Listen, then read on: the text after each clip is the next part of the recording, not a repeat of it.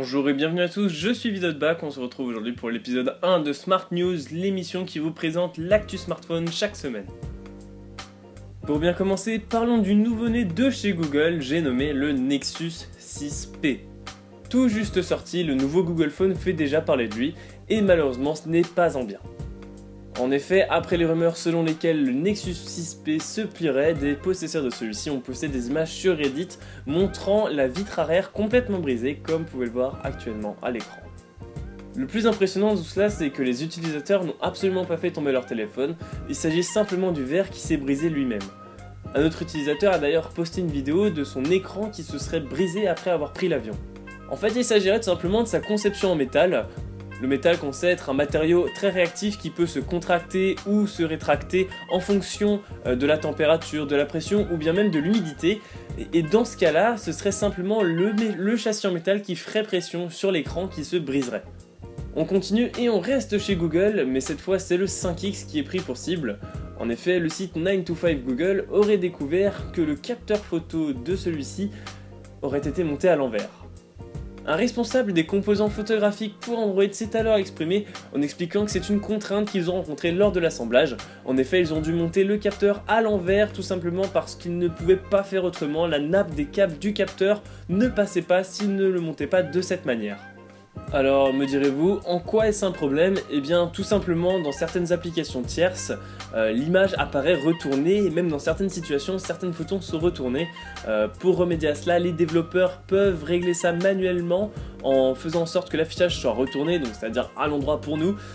En somme, ce n'est pas un gros problème, mais cette semaine, les Nexus Phone auront pris un sacré coup. Pour finir, c'est du côté de chez Qualcomm qu'on va se tourner. La marque de composants a tout juste officialisé son nouveau Snapdragon, le Snapdragon 820, le processeur pour smartphone le plus attendu cette année. En effet, après l'échec cuisant, sans mauvais jeu de mots bien évidemment, du Snapdragon 810, Qualcomm se devait de tenir la barre très haute cette année en pouvant satisfaire les utilisateurs. Mais voilà, le S820 a de beaux arguments et de belles promesses. En effet, on nous assure plus de 2 fois plus de performance au niveau du CPU. Pour la partie graphique, une évolution de 40% au niveau énergétique est attendue. Le plus important reste pour moi la gravure en 14 nanomètres, là où le S810 était encore gravé qu'en 20 nanomètres, excusez-moi. Cette gravure nous permettra, on l'espère, de meilleures performances, mais surtout une moins grande surchauffe, qui était, on va le dire, et c'est clairement le cas, le plus gros problème sur le S810. On est impatient de pouvoir tester ça, beaucoup de téléphones l'auront, par exemple le Galaxy S7, des rumeurs disent qu'il l'aura, d'autres téléphones, notamment chez Xiaomi, le Mi 5 qui aura un Snapdragon 820, il y a eu des tests qui ont été effectués sur Geekbench, je crois, qui ont fuité. Enfin voilà, on attendra de voir tout ça, mais cette année il revient avec de belles promesses. De plus, le processeur est équipé d'une puce 4G catégorie 12 jusqu'à 600 mégabits par seconde. Bien évidemment, ces débits sont tout à fait théoriques et nous ne les atteindrons certainement pas d'ici demain, en tout cas pas en France. Voilà, c'est tout pour ce premier épisode de Smart News, j'espère qu'il vous aura plu. En tout cas, viennent bientôt des tests et des unboxings, notamment du OnePlus X et du Honor 7. Je les comparerai tous les deux avec le S6 Edge.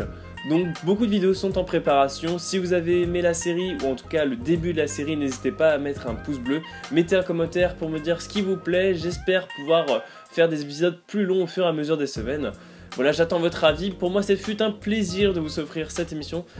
Je vous dis à bientôt pour de prochaines vidéos. Salut tout le monde.